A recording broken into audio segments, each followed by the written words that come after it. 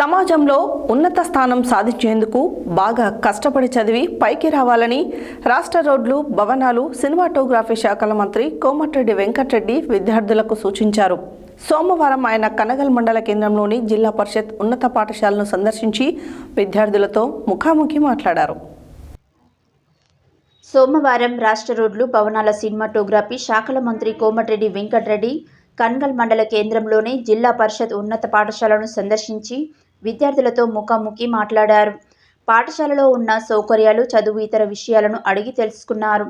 ఈ సందర్భంగా పాఠశాల హెడ్ మాస్టర్ విద్యాభారతి పాఠశాలలో కొన్ని సౌకర్యాలు కల్పించాలని కోరారు. ముఖ్యంగా మరుగుదొడ్లకు ఇబ్బందిగా ఉందని, అలాగే వాటర్ ట్యాంకు కావాలని కోరగా తక్షణమే మంత్రి 10 లక్షల రూపాయలు మంజూరు చేస్తున్నట్లు ప్రకటించారు. ఈ నిధులతో టాయిలెట్స్తో పాటు మినీ వాటర్ ట్యాంకును చేపట్టాలని ఆదేశించారు. పాఠశాలలో సాయంత్రం సమయంలో కొంతమంది అల్లరి మూకలు పాఠశాలలో చొరబడుతున్నారని తెలుపగా తక్షణమే వారిపై చర్యలు తీసుకుని కేసు నమోదు చేయాలని పోలీసు అధికారులను ఆదేశించారు. అనంతరం మంత్రి కనగల్ జంక్షన్ అభివృద్ధి పనులను పరిశీలించారు. మంత్రి వెంట RDO Ashok Reddy, R&B deputy engineer Ganesh, Kanagal tahsildar Padma ఉన్నారు.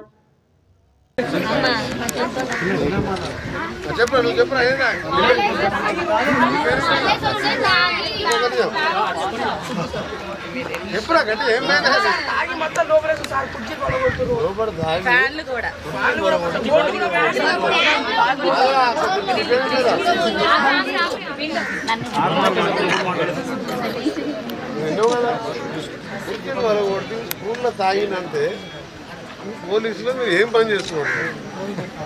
నువ్వు 2 CCTV కనబడుతున్నావా? రోజు ఎస్కార్ట్ వ్యాన్ తిరగాలి. సీసీ కెమెరా పెట్టి మీరు ఏమొట్టిందంట ఎవరో తెలుసు.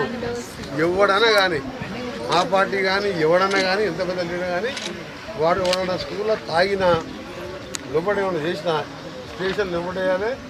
ఆ నాన్ అవైలబుల్ ఎడ్యుకేషన్ ఇన్స్టిట్యూషన్ తాగిందంటే అంతకంటే పెద్ద నేరం లేదు. నాన్ అవైలబుల్ సెక్షన్ పెట్టి వాడు జైల్లోకి పోయి బెయిల్ రావాలి. కనీసం 15 రోజులు జైల్లో ఉండాలి.